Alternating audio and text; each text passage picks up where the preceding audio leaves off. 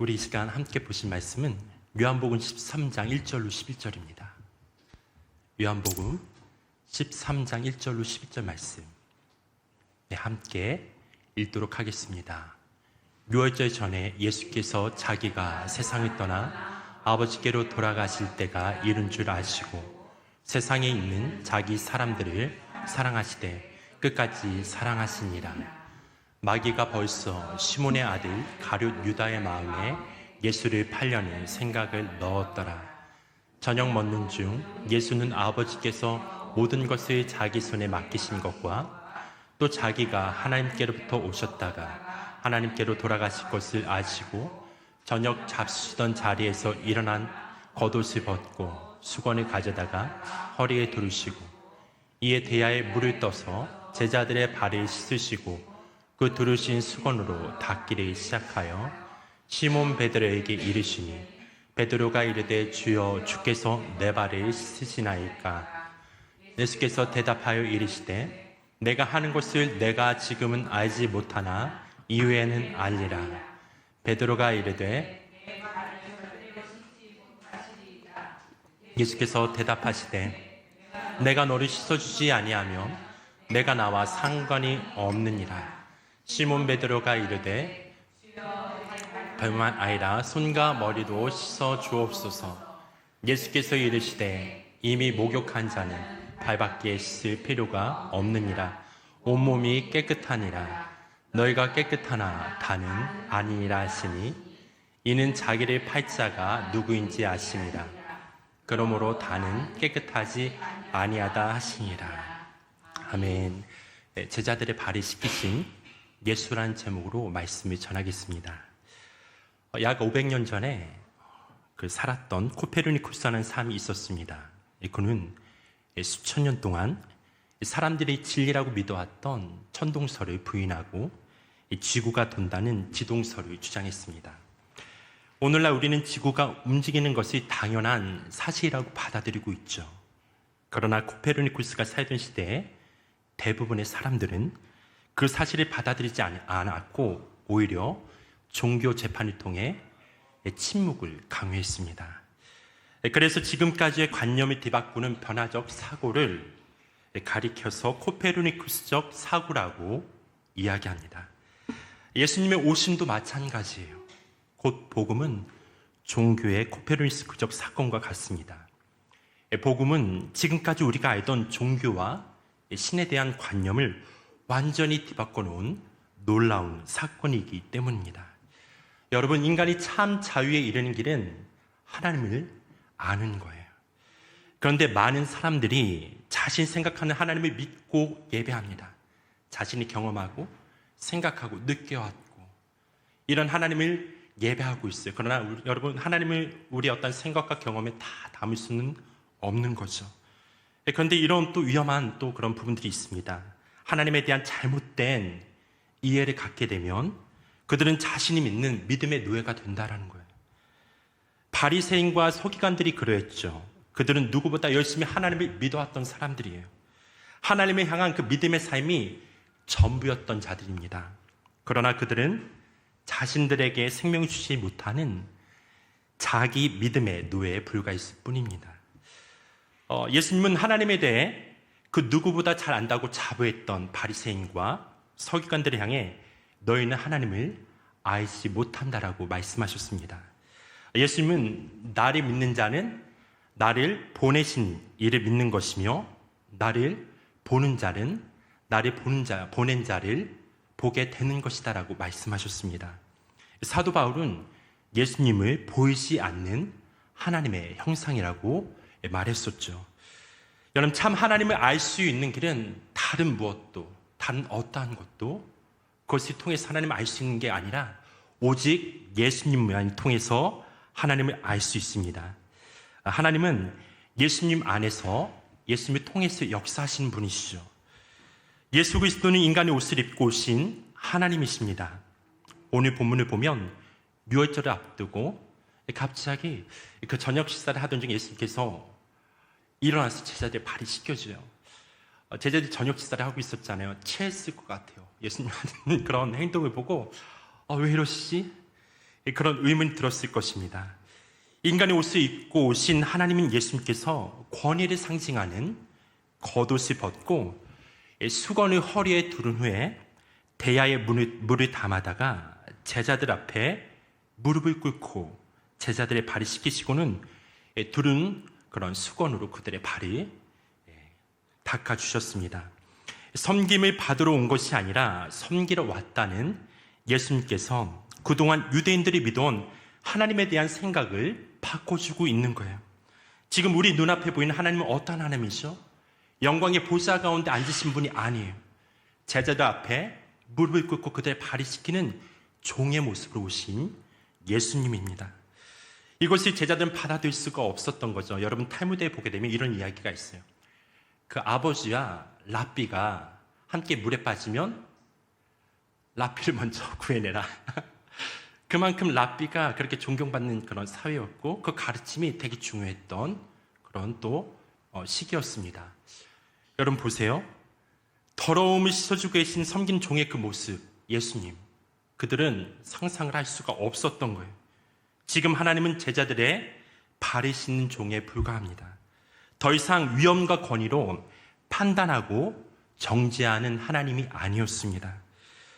지구가 중심이라고 믿던 이들에게 태양 중심의 사고 전환을 요구했던 코페르니쿠스처럼 예수님은 인간의 섬김을 받으신 하나님 중심의 신앙으로부터 인간을 섬기시는 하나님으로의 사고 전환을 요구하고 있다라는 거예요. 여러분 코페르니쿠스의 지동설은 천동설의 진로를 믿어왔던 이들에게 엄청난 충격이었을 거예요. 그것을 받아들이기가 쉽지 않았을 거예요. 그러나 아무리 믿기 어렵다고 하더라도 지구가 돈다는 것은 변할 수 없는 진실이었습니다. 거룩하신 하나님의 이름조차 제대로 부를 수 없던 유대인들에게 인간이 섬기는 하나님, 그것은 절대로 상상할 수도 없고 있을 수 없었던 일이에요. 충격적이었을 거예요. 그러나 이 역시 유대인들뿐만 아니라 우리가 받아들여야 할 진리입니다. 보세요. 근데 그 제자들 중에 다 발을 씻기고 있었어요. 거기에 가룟 유다도 있었던 거죠. 끝까지 그들이 사랑했던 주님의 마음이 이 본문에 잘 드러나고 있어요. 냄새나는 발이 씻기는 거예요. 근데 항상 그 발이 씻기는데 또 누가 튀어나오죠? 베드로예요. 베드로. 성찰보다 열정이 앞섰던 사람이죠. 그가 주님께서 발을 씻기러 가니까 사양하고 있는 거예요. 주여 주께서 내 발을 씻으시나이까. 그는 자기 마음에 있던 것을 숨기지 않았습니다. 이해할 수 없는 행동에 이의를 제기했어요. 이게 베드로예요. 만약에 그가 이 이의를 제기할 수 있는 용기가 없었다고 한다면 여러분 깨달음의 기회도 없었을 거예요. 베드로와 주님의 그러한 대화가 계속 이어집니다. 6절과 8절입니다. 6절에서 8절입니다. 시몬 베드로에게 이르시되 베드로가 이르되 주여 주께서 내 발을 씻으시나이까. 예수께서 대답하여 이르시되 내가 하는 것을 내가 지금은 알지 못하나 이후에는 알리라. 베드로가 이르되 내 발이 절대로 씻지 못하시리이다. 예수께서 대답하시되 내가 너를 씻어주지 아니하면 내가 나와 상관이 없느니라. 베드로의 심정은 이러했을까? 어떻게 하나님께서 주님께서 제 발을 씻는다고요? 절대 있을 수 없는 일입니다. 다른 사람의 발은 몰라도 제가 저의 발을 씻는다는 것을 저는 받아들이지 못할 것 같아요. 네, 주님 저는 그렇게 무례하고 염치 없는 놈이 아닙니다. 오히려 그렇게 얘기하는 거예요. 제가 주님의 발을 씻어드릴게요. 씻겨드릴게요. 그렇게 얘기했을 것 같아요. 언젠가 예수님께서 세상 사람들이 나를 누구라냐고 그렇게 물어봤을 때 베드로는 주는 그리스도시요 살아계신 하나님의 아들이라고 고백하여 칭찬을 받았죠. 심지어 베드로는 변화산에서 거룩하게 그렇게 변모한 예수님을 봤던 사람이에요. 지금 자신의 발을 씻기신 예수님이 누구신지 누구보다도 잘 알고 있었던 사람이 베드로였어요. 하나님의 아들 예수 그리스도께서 자신의 더러운 발을 씻기신다는 것은 결코 있을 수 없는 일입니다. 오히려 예수님이 자신의 발을 씻겨달라고 하셨다면 매일이라도 씻겨드렸을 거예요. 그것이 스승을 모시는 제자의 올바른 도리이기 때문입니다. 그렇다면 주님의 12제자 중 제일 예의 바른 그런 제자 베드로에게 주님이 칭찬하셨을까요? 베드로야, 그래 너밖에 없다. 그렇게 하지 않으셨어요. 오히려 예수님은 단호하게 얘기하세요. 베드로야, 내가 너를 시키지 아니하면 넌 나와 상관이 없다. 상관이 없다라는 거예요. 여기 아무 상관이 없다라는 것은 너무나 끔찍한 말이죠. 함께 살던 부부가 서로에게 아무 상관이 없다, 헤어지자는 얘기예요. 오히려 예수님은 또 부모가 자식에게 너는 이제 나와 상관이 없다라고 얘기하는 것은 부모 자식 간의 인연을 끊자는 이야기이죠. 내가 너를 시키지 아니하면 내가 나와 아무 상관이 없다는 예수님의 말씀에는 복음의 놀라운 비밀이 담겨져 있습니다. 베드로는 내가 너를 사람 낳는 어부가 되게 했다는 그 말씀에 따라 예수님과 함께 3년 동안 동고동락하며 살아왔던 제자였습니다. 눈먼 자의 눈이 열리고 중풍병자가 그렇게 또한 일어서게 되고 문둥병자가 깨끗함을 받고 죽어 있는 자가 다시 살아나는 수많은 기적을 보았던 사람이에요. 주는 그리스도시요 살아계신 하나님의 아들입니다. 이 고백을 통해 또한 그 고백 위에 교회를 세우겠다라는 칭찬을 받았던 제자였습니다. 보세요. 그런데 예수님께서는 베드로가 큰 죄를 범한 것도 아니었어요. 그렇죠? 큰 죄를 범한 것도 아니었고 그저 발 씻기를 거절하는 예절받은 베드로에게 관계 단절이라는 무서운 얘기를 하고 계신 거예요. 베드로는 스승을 섬기는 제자의 도리를 생각했을 거예요. 그러나 베드로는 예수님이 발을 씻어주는 일에 담긴 그런 의미를 몰랐던 거죠. 베드로는 발을 씻기는 하찮은 일만 생각하였지만 본인이 더러운 발을 소유한 존재임을 몰랐습니다. 많은 기적을 체험했잖아요. 주님과 함께 동행했기 때문에 그 바리새적인 의의가 그에게 있었을 것 같아요. 제자들 가운데. 그렇지, 난 예수님과 함께 있기 때문에, 동행하고 있기 때문에. 어쩌면 자신의 더러워진 발을 주님께 보이기가 너무 민망스러웠을지도 모릅니다. 이처럼 더러워진 내 발을 차마 보일 수 없어 우리는 주님의 초대를 거절할 때가 있어요. 우리 영혼을 짓누르고 있는 삶의 무게를 내려놓지 못할 때가 있습니다. 우리 죄와 허물을 그분께 내보이려고 하지 않습니다. 이런 사람들은 주님과 피상적인 관계로 남아있을 수밖에 없다라는 거예요. 주님을 위해 열심히 내어 헌신하지만, 그렇죠, 교회 와서 봉사도 열심히 해요. 무엇인가 열심을 내어 헌신하지만 결국 그 열심과 헌신은 주님과 관계없는 것이 될 수도 있다라는 거예요. 주님이 말씀하세요. 내가 너를 시키지 아니하면 너는 나와 상관이 없다. 사랑이 항복하다의 저자 데이비드 베너는 영적 변화의 핵심은 연약한 가운데 하나님을 만나는 것이다 라고 말합니다. 왜냐하면 우리는 제일 보기 좋은 모습으로 하나님을 만나려고 하기 때문이에요.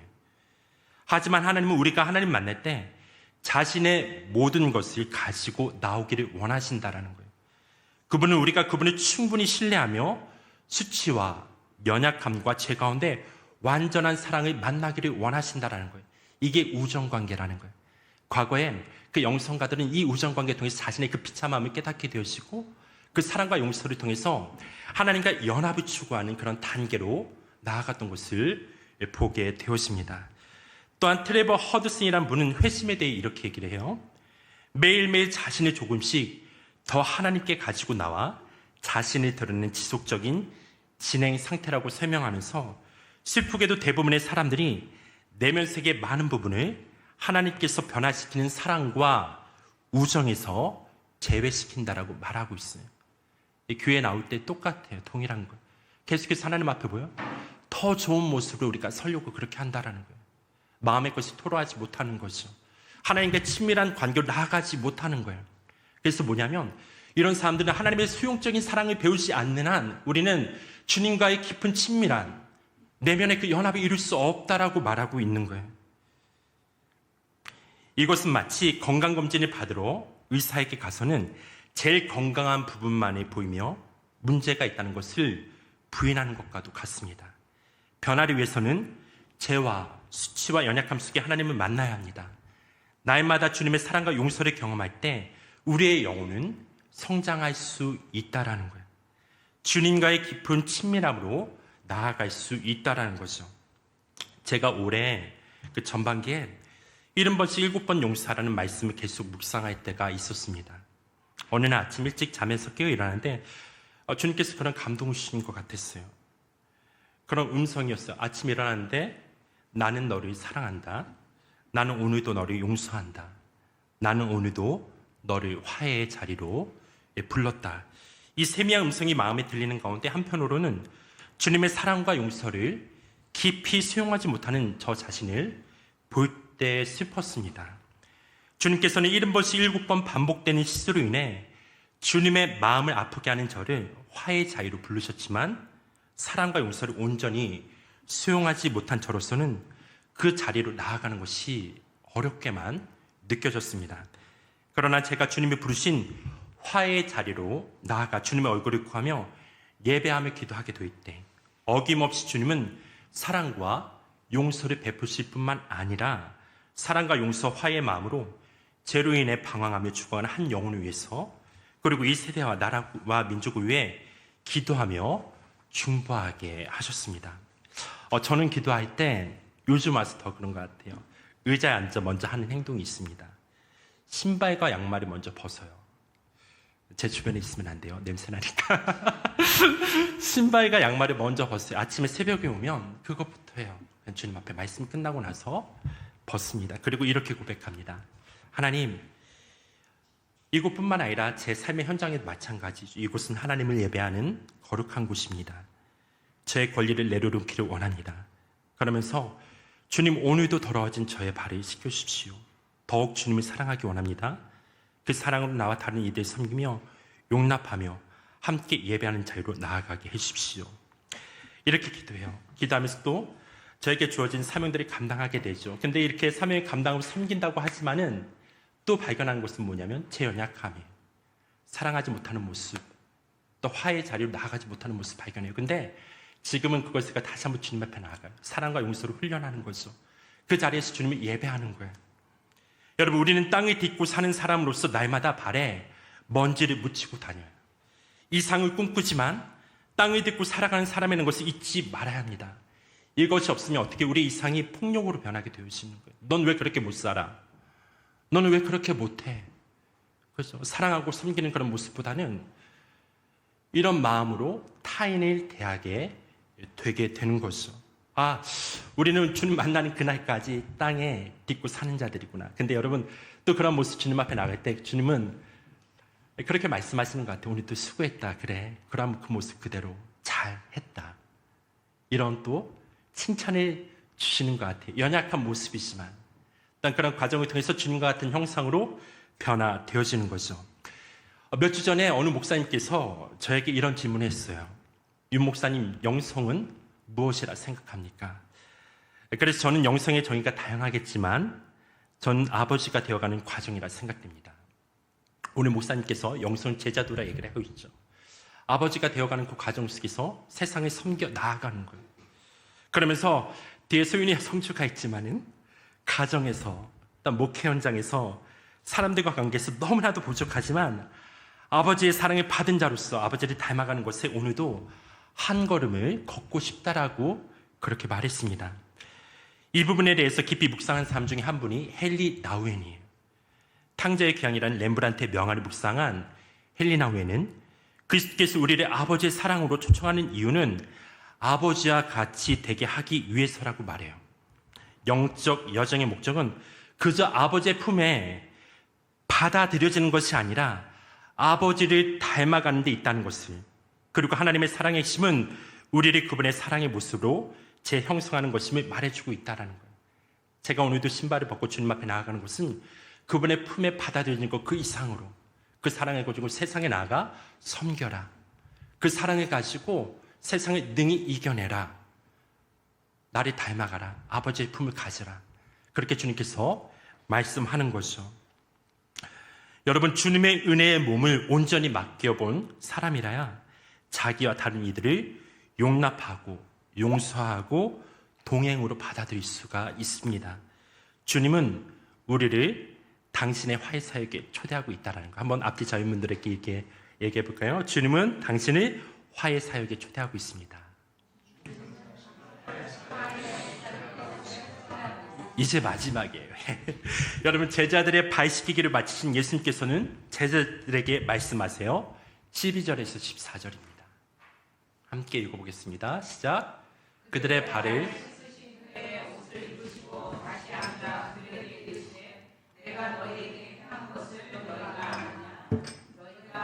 선생이라 또는 주라. 내가 그라 하다. 내가 주와 또는 선생님.